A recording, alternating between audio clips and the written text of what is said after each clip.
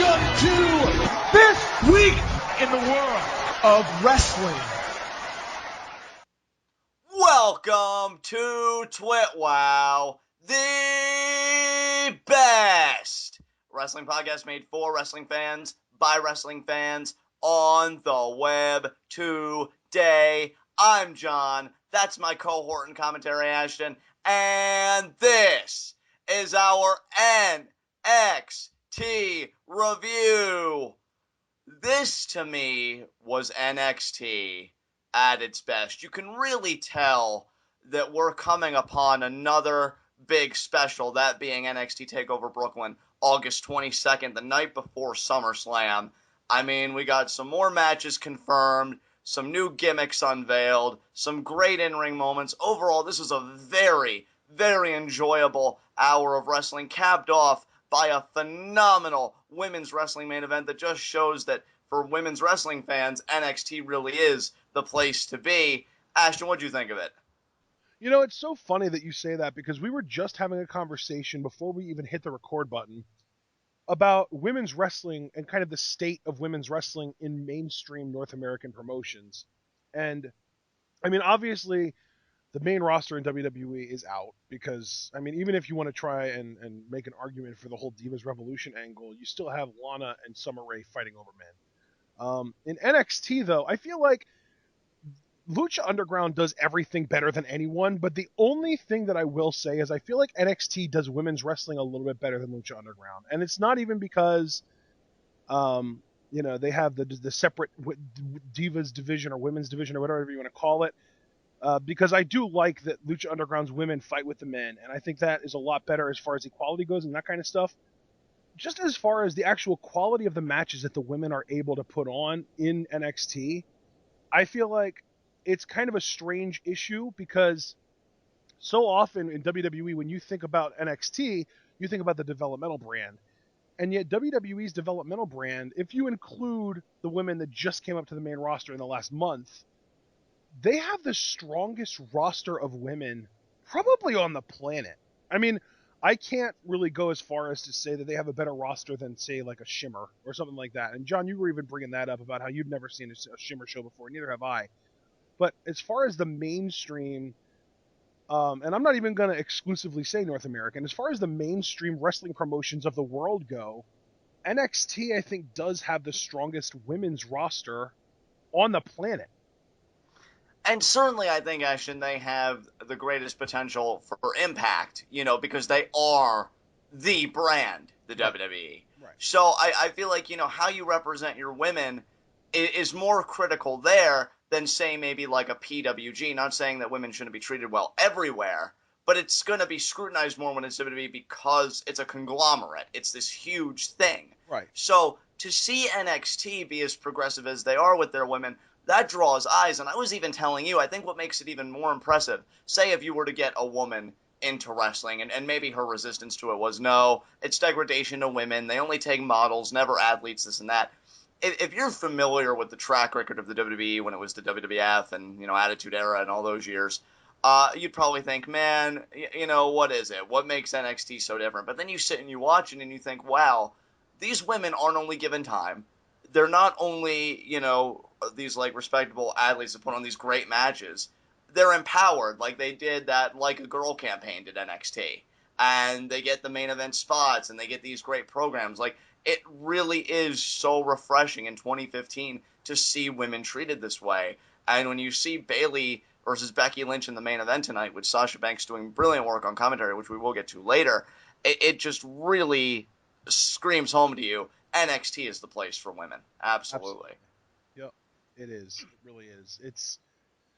It's hard to kind of concede that anything does anything better than Lucha Underground, but this is the one exception, I think. NXT does women wrestling better than Lucha Underground. And let me just say, like I told you in conversation before we started recording and before we get into our first segment, I feel like Lucha Underground may be able to catch up depending on where the state of their women are by next season. It's just a matter, because like if you would have asked me to compare NXT in its first year to Lucha Underground in its first year, I think it would have been no comparison. I think Lucha Underground would have taken the ball. Right. But NXT has been around since, want to say, was it 2012 or 2013? I want to say 2013, but I could be wrong.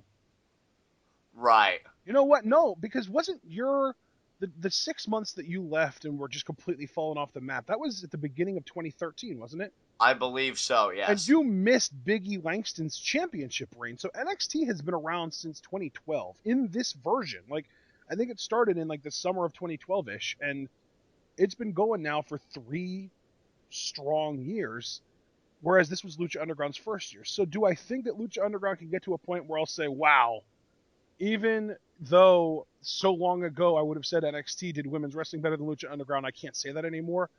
That could happen. Right. And that's just it. I mean, given the signings that you and I have been talking about, that, at least one big one, that's been talked about for Lucha Underground. Probably Cheerleader Melissa. Being Marty the Moth's sister. Yeah, and that's the illusion he made. Just wait till you meet my sister to Sexy Star. Yeah. They're going to catch up. And that's the thing. And that's kind of the worry I have with NXT, because with these departures and Lucha Underground just going full throttle, they're going to put it together. And if you think they can't, well, then clearly you didn't watch the first season. Which is why, again, I'm loving that we're doing this rewatch. Everybody go check that out. You'll get our personal thoughts on that. But yeah, I mean, NXT right now is still the bastion for women's wrestling to me, and the main event was just stellar. But with that said, let's get right into our first segment. Heat of the night. Absolutely not for me. Not a single complaint in the world. I laughed and smiled more during this hour than I think I have for NXT in a while. It's just a great time to be an NXT fan, especially for some of your favorites, which I can't wait to have a conversation about that very soon. So yeah, no heats of the night tonight. No, I don't have any either. I'm kind of anticipating having a heat of the night whenever this whole Bull Dempsey storyline finally has its payoff, but I'm going to wait until that actually happens to actually say anything. Absolutely. I'm still entertained by it, dude. I'm still enjoying it, so we'll see. But for now, let us get right on to our NXT review. And we actually open up with a formal, backstage interview that happened earlier with William Regal. And, the interviewer, I think it may have been Greg or whatever his name is, asking Regal, hey, did you hear what Kevin Owens said about you? He doesn't trust you. He feels like you were going to screw him out of the NXT championship, so he wants a ladder match. Will you grant that request? And William Regal says, yes, I did hear the words from Kevin Owens. He pretty much finds it funny. He doesn't want to give in to Kevin Owens' demands, because to him, if he grants Kevin Owens that ladder match, that validates his suspicions. And that comes off badly for Regal and his role as a leader. Yeah. However, he has talked to Finn Balor. Finn Balor is up to any challenge. And with that said, it will be a ladder match in NXT TakeOver Brooklyn. Kevin Owens versus Finn Balor. And William Regal, I found this interesting. He said, I just want to wish both men, and he made sure to emphasize that, good luck at NXT TakeOver Brooklyn. So just an opening promo there to really confirm, really drive home. We are getting a ladder match August 22nd between Kevin Owens and Finn Balor. And William Regal just seems to be kind of raising this tension with Kevin Owens here. Yeah, absolutely. And I unfortunately missed this segment, but it's good to know that it's been made official. Regal put his stamp of approval on it. Absolutely. And then we go right into our first matchup. Oh, I can't wait to talk about this. Solomon Crowe versus Ty Dillinger. And this is where I'm going to hand the ball to my cohort and commentary, Ashton, because, Ashton, there was something a bit different about Ty Dillinger, wouldn't you say? Was there? Was there? I mean, you could almost say that he almost felt like a perfect... what's that phrase? Well, perfect? I don't know what you're going for here. No, 1, 2... No, 10! Perfect 10! Well, then, he finally debuted the gimmick, guys. Well, John, I mean, you're saying that Ty Dillinger's a perfect 10 as if it's something new. Yeah, I mean, Ashton, you've been telling me about this gimmick that he's been doing it at live events. I think you even told me then that it was received very well. Yep. And it certainly was here, dude. I gotta say, for all the ball busting I do to you, and I can openly admit I've done it a lot on TwitWoW about your fandom for Ty Dillinger. On and off TwitWoW. On and off TwitWoW, because it's just so easy, man. Just so easy. I am happy to see him get his shot. Yeah. Because I think we even talked about it, and I said, look. Well, and honestly, if we're being honest with ourselves, NXT needs him more than he needs NXT right now. And I would agree. I would absolutely agree. Just everyone, it's like WWE's main roster is raiding NXT's roster right now. And that's, I mean, I'm not saying that's a bad thing. That's what NXT is designed for. But the fact that NXT over the course of the last, 6 months, they've lost Owens, Neville, and the 3 top women in the company. Holy crap, how do you make up for that? Well, I'll tell you how. Ty freaking Dillinger. I love how you're able to say Kevin Owens, like all these names with a straight face, and then what's the solution? Ty Dillinger. That's with a straight face. This man is so dedicated. That's why, honestly, you're in my high spot tonight because you won more than anybody. Finally getting this perfect 10 gimmick for Ty Dillinger. But I mean, Ashton, in all seriousness, I want to give the ball to you. What did you think of this match? What did you think of the presentation of the Perfect 10 gimmick? Where do you see the ceiling for this gimmick? Just talk to me, man. I mean, this is your time, you know? I know Dillinger finally really showed up, so what do you think? I only have one word, John. Okay. Cartwheel. Cartwheel. He did a cartwheel, folks. He did.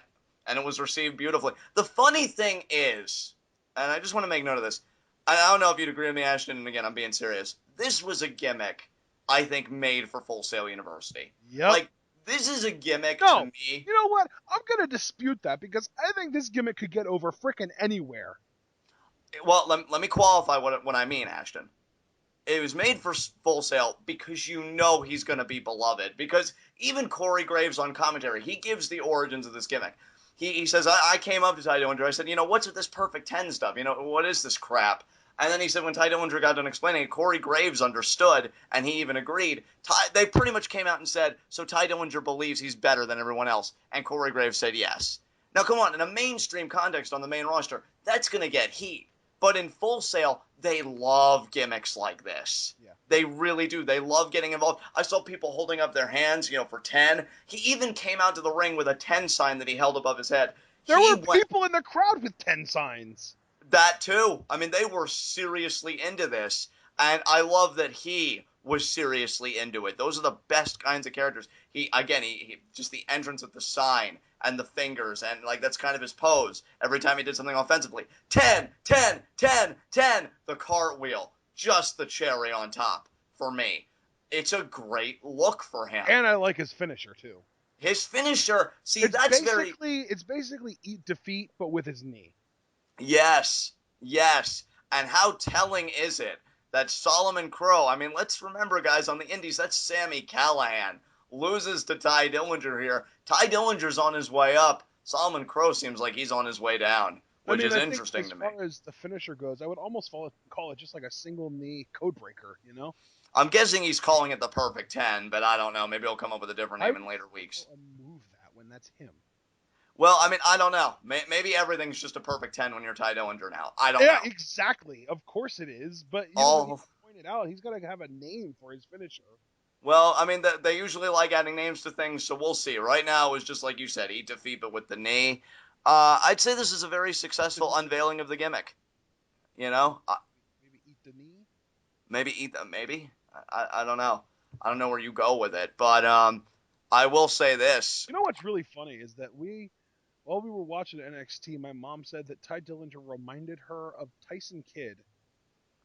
And yeah. I didn't even know that I knew this, but I had this weird gut instinct. Well, they're both Canadian. I didn't even know. How did I know that? And then I looked up Ty Dillinger, and yeah, he's also Canadian. So, telling you what, man, these Canadian wrestlers, they know what they're doing. Absolutely. Again, I'm really glad to see Ty Dillinger finally getting the ball. And here's the big thing here. Jordan is still in tag teams with Chad Gable. And I've already said I feel like Chad Gable is already outshining him.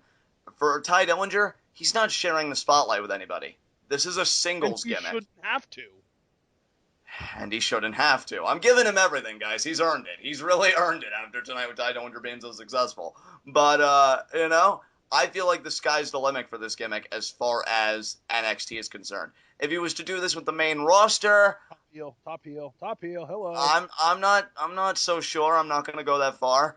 But I do feel like... Are you seriously trying to tell me that you wouldn't pay your hard-earned money to see Ty Dillinger lose to John Cena? I feel like Ty Dillinger Perfect 10 gimmick is a mechanic right now. Really solid mechanic. Put that Intercontinental Championship on him, I could buy it. Isn't that all every great heel becomes after their feud with John Cena? Well, I don't think he'll even be touching John Cena if you ask me, but only time will tell, man. We'll see. Well, clearly nobody. Do you have anything else you want to say? No, I honestly just want to see more. That's my thing. That's why I haven't really said that much, is because this was one quick match, and honestly, he spent most of the match selling. Like, Solomon Crowe got a lot of offense in this match. He did, but doesn't a real perfect 10, aren't they clutch when it matters most? And that's what Ty Dillinger was with the knee, you know? Yeah, but I just want to see more. Me too. I mean, I'm finally interested in Ty Dillinger from failure to perfect 10. Actually, wait, from crown jewel, then failure, now perfect 10. So I think Ty Dillinger is finally stabilized here. Just to be clear, Ty Dillinger has never been a failure. He's only underrated. You know what? I'm going to let you have that one. So if there's something else you want to say, we can move on. Okay, up next we had a true failure, that being Mojo Rawley approaching Zack Ryder and talking about his experience at the club the night before. Yeah, and Mojo Rawley said that he was with, first he says 10 girls, and Zack Ryder disputes it. Then he counts in his head, and then he says it was 12 women. I just want to clarify to Mojo, the question was how many girls did you get at the club, not how many women actually maced you at the club. But regardless, I still hate Mojo Rawley's face. I just want to put that out there. And I think Zack Ryder does too, and I think that that's what the story progression is here, because he was clearly annoyed with Mojo. Welcome to the world, Zack Ryder. I'd say we're happy to have you, but I was always taught not to lie. I will say, though, that I still like him better than Mojo Rawley, which, again, screw you, Mojo Rawley, for actually making me like Zack Ryder for something. Everything is wrong with this right now. I hate it. The fact that you are empathetic with Zack Ryder right now just makes you hate Mojo Rawley even more.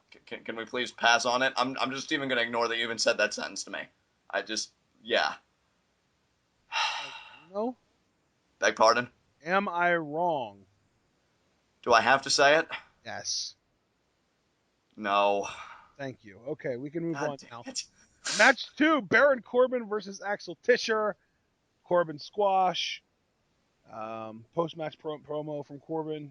And before we even talk about what he said, can we just point out the massive heat on Baron Corbin right now? Where did all this hatred even come from, though? I don't know, but I love it. He's making it work. I'll tell you that he is making it work. I don't know where this came from or why people turned on him all of a sudden, but he is embracing it, and I love him for it. Baron Corbin making quick work of Axel Tischer, and then he pretty much cuts a promo, pretty much expressing his apathy. Like, really? The same thing happens. You know, they send me a person, I destroy them, it's the same old story, nobody gets up from the end of days, and then we expect some grand interruption, but we don't get a grand interruption, at least not right away. We get Steve Cutler, and apparently that trust fund that I always joked about, he's probably going to have to cash it out now to go to the emergency room, because he got knocked flat on his ass after end of days. And then when Baron Corbin resumed his bragging, we got the real interruption, and Ashton, if I may do the honors, Samoa Joe. Yeah. I finally get to take credit for something. I'll be honest, it feels good. I've been saying for a while I wanted to see Baron Corbin versus Samoa Joe in NXT TakeOver Brooklyn. Joe standing toe-to-toe with Corbin, pretty much saying, you know, I heard you talking in the back about how you can put down anybody, nobody gets up from the end of days. Why don't you try doing that to me? And then I love Baron Corbin here, because he looks at Joe like, seriously? And he tells him, hey, of course you want to do it right now. I just got done fighting 2 guys. So he's going on an argument of quantity, not quality. And he says, we'll do it, just not right now. When Baron Corbin is like doing the vignettes, I think he's a lot more composed, a lot more menacing. He comes off to me a little awkward on the mic, but not even in a way that's bad. I find it entertaining, actually. He's like, oh, we'll do it, just not right now. It's like, I don't know, just a delivery or something just feels kind of off to me.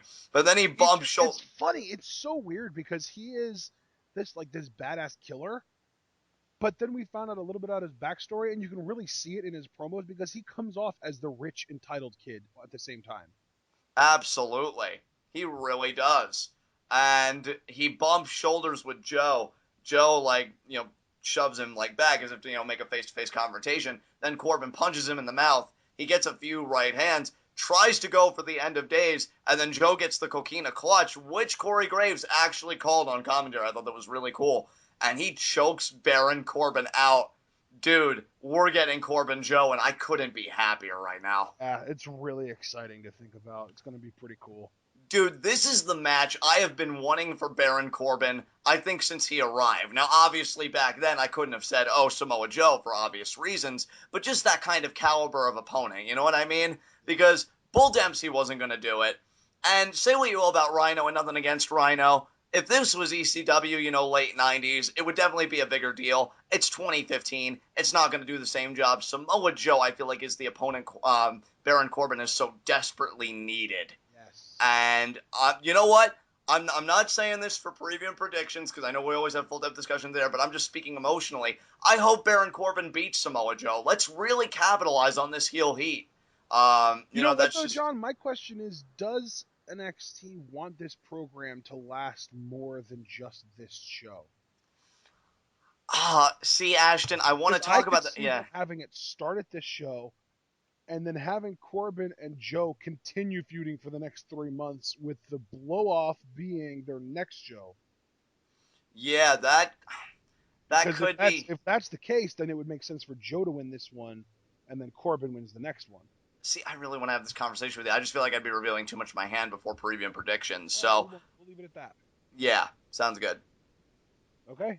Up next, we had a video package. Bull Dempsey working out in the gym. And then the text, "Iron sharpens iron," comes up. So, iron sharpens iron. I mean, I don't think that there's any kind of hidden messages there. I think it's just them trying to say that Bull Dempsey being in the gym with all these other tough guys is going to help make him tougher and lose some weight and get in better shape. Absolutely. So let's hope that's exactly what happens. All right, at TakeOver, we're getting Jushin Thunder Liger versus Tyler Breeze, and Tyler Breeze cuts a promo. John, do you want to take this? Yeah, he pretty much says that Regal did not disappoint. He went to, Japan, and found him Jushin Thunder Liger. He says it's incredibly appropriate because he also found Hideo Itami in Japan, and what did he do with him? He disposed of him like garbage. And what does Tyler Breeze say? What is that one Japanese phrase, Ashton? Because I don't want to mispronounce it. Oh, domo arigato. Domo arigato, that's right. Mr. Liger. Yeah. And then he says, thank you for giving rise to the face of the rising sun. So, good stuff. I don't know, man. That rising sun line, that's kind of pushing it a little bit. You know what, though? That's Tyler Breeze, though. Just that arrogant heel that is so self-absorbed. I think Tyler Breeze would be shocked if you came up to him and you alerted him that his face wasn't the center of the universe. That's Tyler Breeze. So, I really enjoyed this promo. I don't know if it necessarily meets my quote-unquote NXT requests that I had, but you know what? I think it's good enough, because you're never going to get a super serious promo from Tyler Breeze. It's not his MO. So, I think given, staying in line with the character and everything, this is as good as it gets. So, nicely done. Up next, we had our third match of the night, borderline squash match here. Marcus Louis versus Finn Balor. And, John, did you want to say anything about the match, or do you want to just go right to the post-match? The post-match is far worthier of discussion, so... All right. After the match, Balor is leaving, and Kevin Owens attacks him from behind. It seems like Balor's going to get the upper hand, but Owens ends up getting the pop-up powerbomb. Yeah, lays him out, and then poses like Finn Balor with the NXT Championship. I mean, everybody knows that I'm going to defend Kevin Owens here and think that he's absolutely justified because insert he's a father, damn it, here. And, just really enjoyed this segment, and I think these two are going to have a great ladder match at TakeOver. So. Can I just point out that the crowd was actually chanting one more time after Owens hit the pop-up powerbomb? That's messed up. Yeah, crowd's a bunch of sadists, man, I'm telling you. And this is not the temple, and you are not believers. This is NXT, and you are the NXT universe, and you need to cheer for the good guy, damn it. Ashton, just to kind of have a conversation with you, though, about this, it is kind of funny, the NXT universe's relationship with Finn Balor, because there's no doubt that they love him, right? But it's funny to me that they turn on him when he needs that love the most. Case in point, tonight with the pop-up powerbomb, but even before that, when he had that match with Rhino, and Rhino was calling for the gore, and that really got on your nerves, because it's like, why are they cheering for Rhino when Finn Balor's the one competing with the NXT Championship and he's the babyface? So, it makes me wonder, if Finn Balor has a heel run while champion, which you and I have speculated on. He will. And I wonder how well that'll go over, and judging by this reaction, I'd say extremely, because there's something about Finn Balor that this audience clearly does not like. Well, maybe not even necessarily dislikes, but they just can't seem to connect with. Which I just find so weird, though. Like, it's weird, not necessarily because I disagree with them, even though I do. You know, I of course, respect their opinion and everything. It's just like, when I always think of Finn Balor, I think of, like, that top guy kind of looking potential. And, you know, there is that disconnect, though, where, like, when he's in extreme peril, it's like, do it, do it, do it. And I'm just like, what the heck? Like, why not support the guy, you know? When did the NXT crowd become you? I know, right? I mean, guys, you're supposed to be my moral compass. Now I don't know what to do. Like, you know, my barometer is all skewed and everything. But here's the crazy thing, and I don't know if this makes any sense to you. It almost seems like they love Demon Balor more than regular Balor. Yeah. Because both times that Balor was in peril, it was regular Balor. Yes. But Demon Balor, they love to death. Oh, So, wow. just a thought. Just a thought. Maybe he needs to make the change to Demon Permanent. Maybe. And I'm not even just talking face paint, I'm talking mindset. Yeah. I mean, look, even though the NXT universe isn't the temple, and for whatever reason, I think we're going to devolve into a conversation about Lucha Underground, although any conversation about Lucha Underground, I'd say that's more evolved than anything. There's something very dark about the NXT crowd sometimes, and I feel like maybe they just respond to that with Finn Balor's demon. I don't know. I'm kind of hoping that heel Balor does go at least in Full Sail, because I don't know how far their sadism goes, and that's just me being honest. I mean, here's the thing. They cheered when Alex Riley got taken out. I didn't blame them then, but just making a note. They've always stood by Sami Zayn. That's good. But there is a sadistic side there, so I'm hoping Finn Balor, if he does turn heel, it goes okay. I think Sami Zayn is the only top babyface that the NXT crowd never turned on, because even Neville, they turned on him when he was feuding with Zayn. Right. You got to wonder if they're going to turn on Hideo. You know, I don't know. Oh, I hope Hideo becomes the second person in that Sami Zayn lineage to never get. Look, if anybody, and here's the thing, I've had my sick, really sadistic jokes that really illuminate to me that I need help at the expense of Hideo Itami. But in all sincerity, if anybody deserves that kind of treatment, it's him. Because anybody that can come to another country, put your boots to the ground, learn the language. I haven't even fully mastered English. I feel like pretty soon he'll be speaking English better than I do. And all for the sake of his family, which, yeah, I do as a joke for Kevin Owens. I mean it again in all seriousness here. He deserves that respect. I think he deserves to be NXT champion. I think he deserves that spot. NXT crowd, though, I'm noticing they're being a bit finickier these days. So, good luck to you, Mr. Balor. I believe in Hideo Itami. I do, too. Absolutely, man. I think he can do it, John. I think he can do it. I do, too, Ashton. I really do. And I think he's going to do it against Balor. That's quite a challenge. We'll see, man. We'll see. I don't know if it was Finn Balor that attacked Hideo Itami, but I think it might have been the Demon Balor that did it. Right. Oh, man, what a story that could be, too. We'll see, man. Personality syndrome? Yeah, the breakdown of Balor. Like the dark passenger that Dexter has? Right. Oh, man, I'm getting myself... That's a Lucha Underground storyline, though. That's definitely something they would do. Right. It's a shame, though, because if they did a program like that, they could milk it for so long, because you could even have Hideo not really do so well in the first championship match because he's more concerned about saving Balor than becoming champion. And then when he realizes... Beg pardon? Saving Finn. Yeah, that's what saving... Well, I said Balor by his last name. From the demon. Balor is the demon. Oh, well, I didn't know we made that distinction, because I usually call the demon and just Finn Balor either by Balor or Finn or whatever. Well, so... I mean, from what I understand, Balor is Gaelic for demon. Well, okay, then saving Finn then. But you get my point. Yeah. Trying to save his friend, and then when he realizes he can't do it, then he's all business for the rematch. Yes. Oh, my God, I want it now.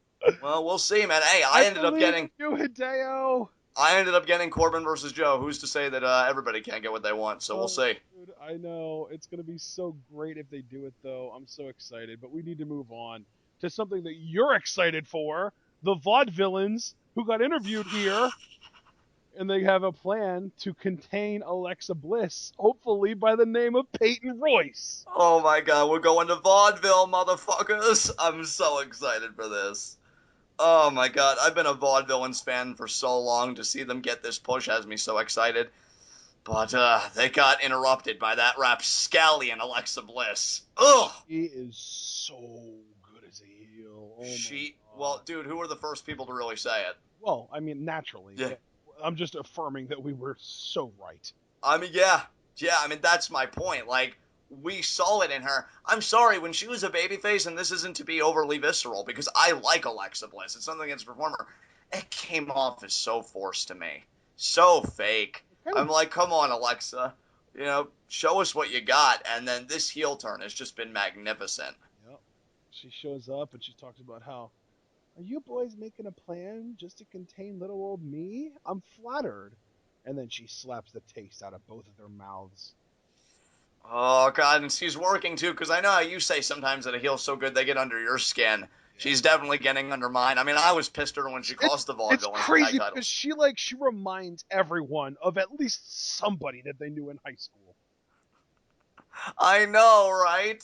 She's got it down to a science, dude. I mean, really, this is Alexa Bliss's best work. And God, yes. in a way, She's I don't know if an evil little pixie. I don't know if Alexa Bliss herself would take that as an insult because she probably considers herself an in-ring performer first. But you've got the character. And here's the thing, too, and I've seen some people say this.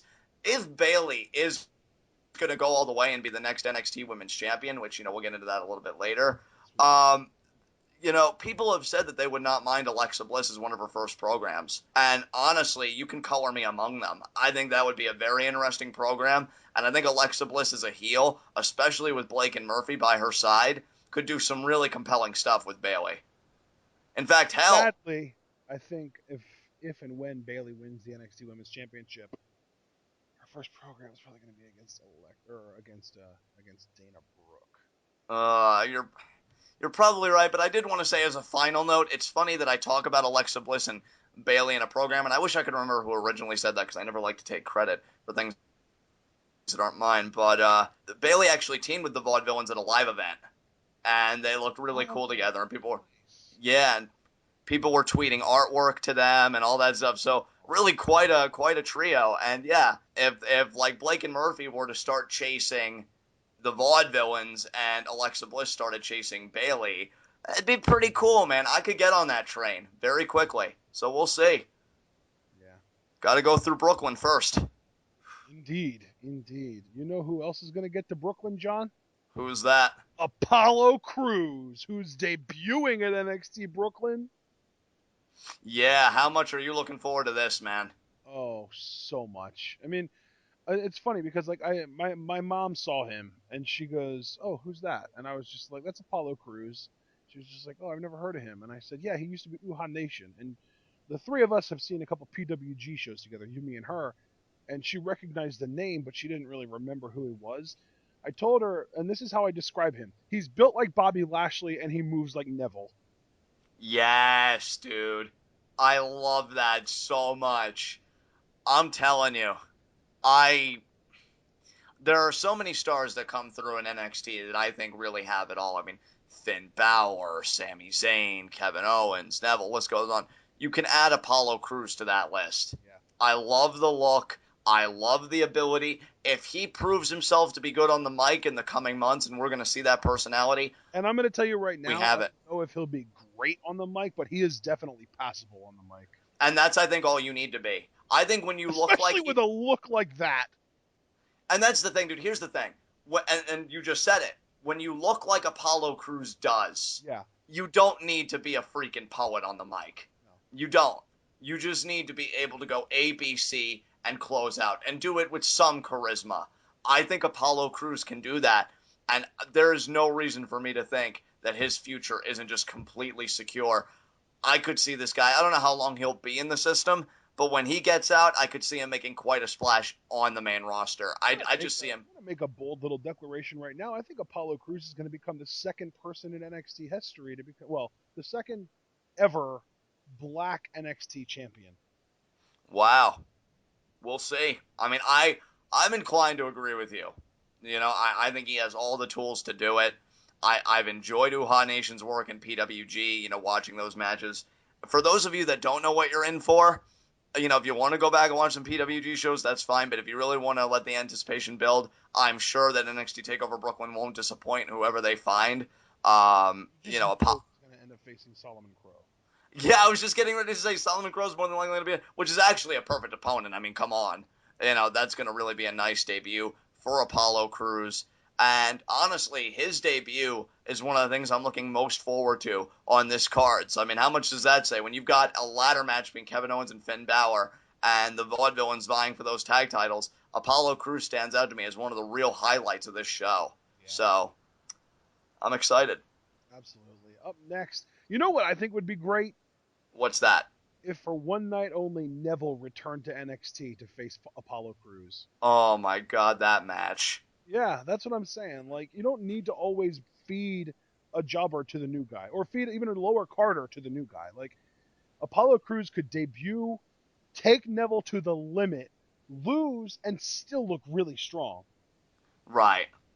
That's my thing. Because, like, to me, even though Kevin Owens is the current NXT champion, Neville is kind of like the Charlotte of the men's division in NXT. He is the bar that everyone needs to get measured up against, because he is the longest reigning NXT champion of all time.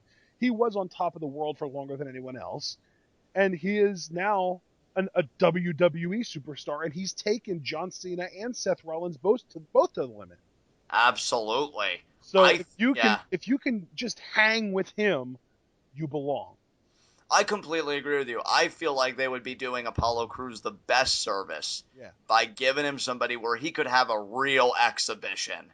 I know you don't want to play too much of your hand too soon, because maybe at future live events or something you could really shock that's another crazy thing too, is just imagine like the random tit for tat spots where like Neville does some kind of athletic retarded just crazy feat and Apollo Crews matches it at like 3 inches and 40 pounds heavier. Exactly. People need to really see how good this guy is, and somebody like Neville can get the job done. Can Solomon Crowe, presuming that he is the debut? Maybe, but certainly to a lesser degree than Neville. So, we'll see. The crazy thing, too, is that, like, Uhaa Nation fits probably the most difficult thing that people try to fit in WWE as far as characteristics go. He's 6'1". Right. That's like the biggest thing that indie people can't quite get in WWE, is that WWE likes tall people. If you're under 6 feet, good luck. Right. So Apollo Crews is secure in that area. Again, it all comes down to, are you at least passable on the microphone? Because if he is, I think his future's secure. If he's more than passable, good God, nothing should be able to stop this man. I mean, even Big E, I think he's only 5'11", dude. Right. But he's got such a great build, maybe that compensates. I don't know. But Apollo Crews, though, has everything. That's what we're really getting at. And I have to agree with your assessment, Ashton. The second black man to be NXT champion sounds mighty fine to me. And just a little tidbit of trivia, Uhaa Nation and I share a birthday. That's excellent. He was born 3 years earlier than me to the day. So how does it feel to share a birthday with absolute greatness and Apollo Crews? Pretty awesome. Nice. Pretty nice, yeah. Up next, we had our main event, though. Bayley versus Becky Lynch. Sasha Banks on commentary. Winner faces Sasha at NXT TakeOver Brooklyn, and I don't really even have anything to say about this other than that it was great. I have something to say about it. Oh, God. I had a moment of humanity earlier when I was praising Hideo Itami, which will never leave this recording, hopefully. But it's time for me to get my douchiness back. I was laughing so hard at Byron Saxton. Oh. So hard at Byron Saxton. Yeah, he's great. He's such a great, I don't even want to say comedy relief, but he's just such a good straight man for improv. I loved when Corey Graves and Sasha Banks were talking amongst themselves like they've been besties forever, which I just smile and get butterflies just thinking about that. Ship that? Absolutely. But not before Sin, though. Sin is the most adorable thing. Sasha and Finn, you remember that picture that was floating around of them doing Too Sweet together? Didn't know that they had an official ship name. Sorry. Well, that was thanks to Abel. We love you, Abel! So yeah, good stuff. But they were talking amongst themselves, and Corey Graves is just like, oh, am I coming to your party, Sasha? And she's like, yeah, your invite's in the mail. And And Byron then was like, I didn't get an invite. And then she's just like, because you're not invited. And I was just sitting here laughing, thinking, oh, Byron, it's high school for you all over again. You know what's really funny is you say that. I thought that was actually Rich that said that, not Byron. That was Byron, I believe, that said it. I could be wrong. But I really, because Byron was getting a lot of the antagonisms that whole match. So it just made sense to me that he said it. And, oh, God, I just laughed at Byron Saxton so hard. It's glorious enough when Corey Graves gets on his case, and they're my favorite duo in commentary, period, right now, because of how they play off each other. You add Sasha Banks, and what a bitch she is, but with good reason, because she's so damn good. Like, it works. It was great commentary, and I love that Corey Graves just rushed a defender at every conceivable turn. I'm like, that's right, Corey. You recognize real talent. Real recognize real, John. You know it, brother, but hey, I've had my laughs. I don't want to detract from the two amazing competitors in the ring. Bayley and Becky Lynch. What a match they had. Great stuff. Becky Lynch just went for all the suplexes, and I think she only hit like one.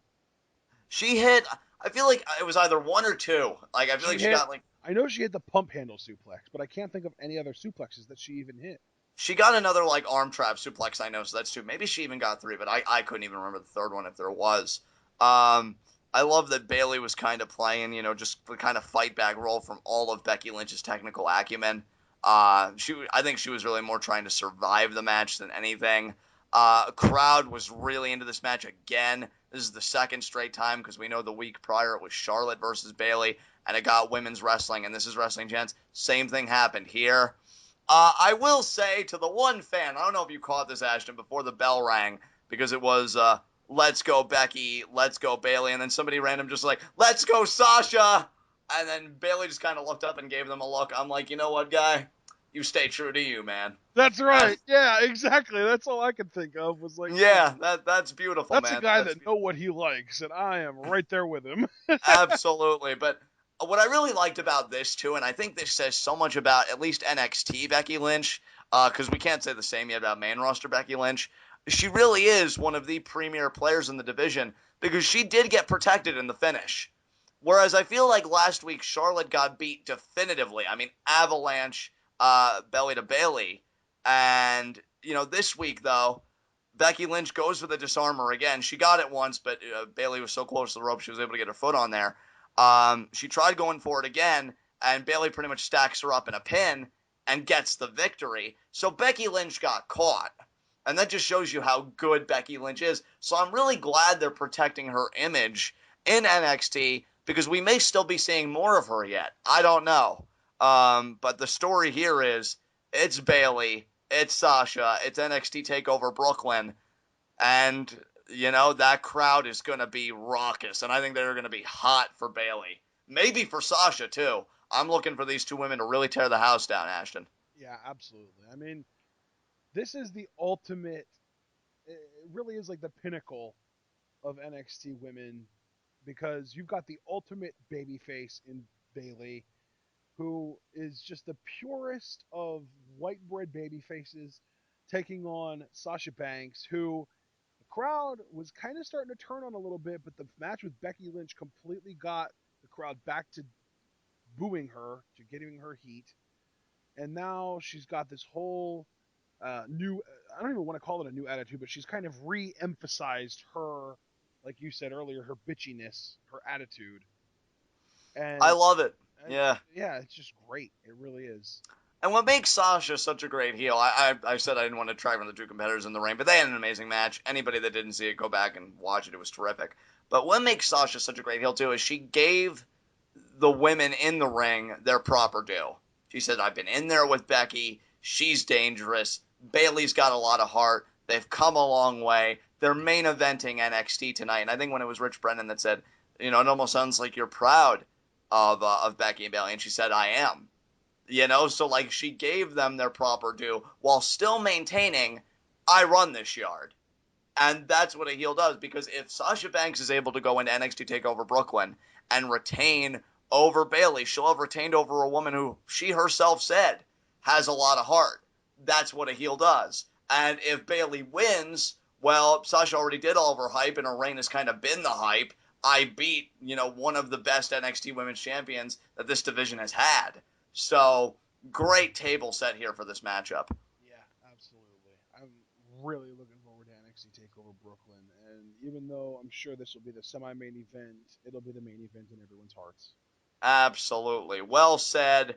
And with that said, we can move on to our next segment, high spots and low shots. I'm going to keep my low shot very straightforward. Baron Corbin. Oh, yeah, because he got put to sleep. He did. I mean, here's the thing. Baron. John, I think I might be Baron Corbin my high spot. Ooh. Because, You want? Because he was all like, hey, man, I just fought two guys. And then Samoa Joe, being the kind man that he is, said, oh, let me help you with that. I'll put you to sleep so you can get some rest. So wait, Baron Corbin's your high spot, or did you say Joe is your high spot?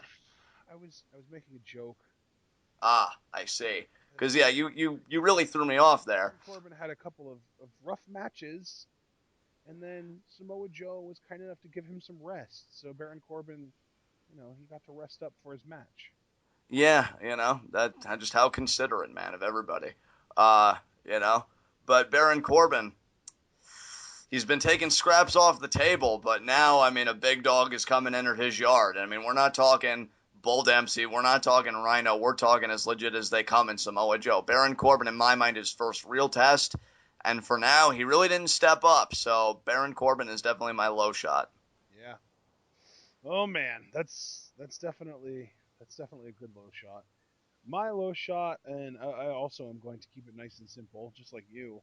My low shot is Becky Lynch because she had her opportunity, and now that she's on Raw, I think that by the end of 2015, we're going to be able to look back and say Becky Lynch was the only one of the four horsewomen of NXT to never win the NXT Women's Championship. Yeah. How crazy is that to think about? I just kind of hope that she ends up winning the Divas Championship. And all because she pulled a Shibata. Didn't know when to let go of the hold and lost her surroundings for 3 seconds. Yep. It stinks, man.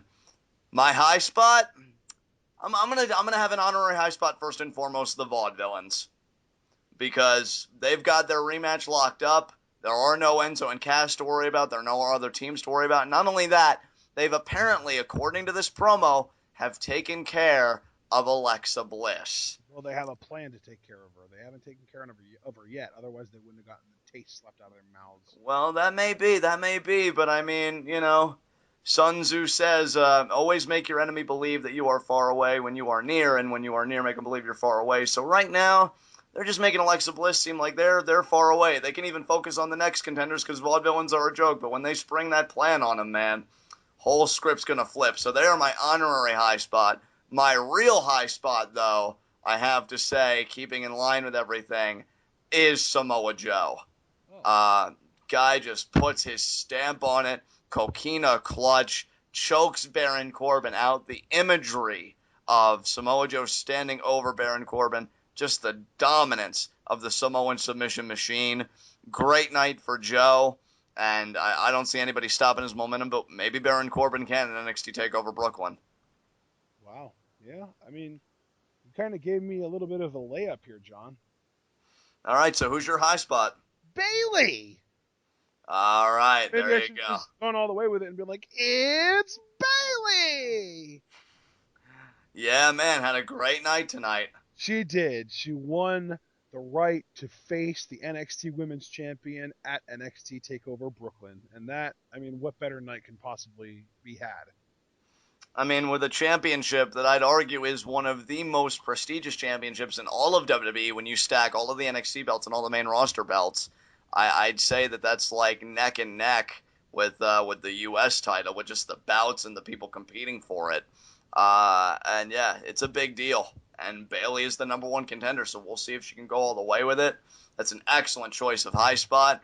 Do you have any? I will give my honorary high spot though to Ty Dillinger because he got a win, new gimmick, all that kind of stuff. I was waiting for it, man. I was even kind of tempted to take Ty Dillinger as one of my high spots, but I'm like, no, that would seem to be like muscling in on Ashton's turf. So I'm glad you gave him the honorary because, yeah, Ty Dillinger had a great night tonight. I mean, when you unveil a new gimmick, it's received super well, and you win. Yeah. Ty Dillinger's starting this Perfect 10 thing off on the best possible foot. So, Absolutely. great night for him. Yeah, absolutely. All right. So, anything else you want to say? I don't think so, no. All right, guys. Well, with that said, this has been NXT. This has been TWitWoW, the best wrestling podcast made for wrestling fans, by wrestling fans, on the web today. I'm John. That's my cohort and commentary, Ashton. Guys, be sure to comment and subscribe on YouTube. What match are you looking most forward to at NXT TakeOver Brooklyn? Is Bayley finally going to realize her dream? Is she finally going to be the NXT Women's Champion? What do you think the plan is that the Vaudevillains have for Alexa Bliss? Are we still with the whole bringing in a woman of their own theory? Or maybe they've got something totally unexpected? Be sure to take the conversation over to Puitoff, an amazing pro wrestling group on Facebook. A lot of great fans there, a lot of great NXT fans. But I get it. If you're not really much of a socialite, if you like to keep to yourself, that's fine. Ashton has created a TwitWoW subreddit there. You can see all of our TwitWoW content, as well as create a thread of your own related to pro wrestling, to talk wrestling with Ashton or myself.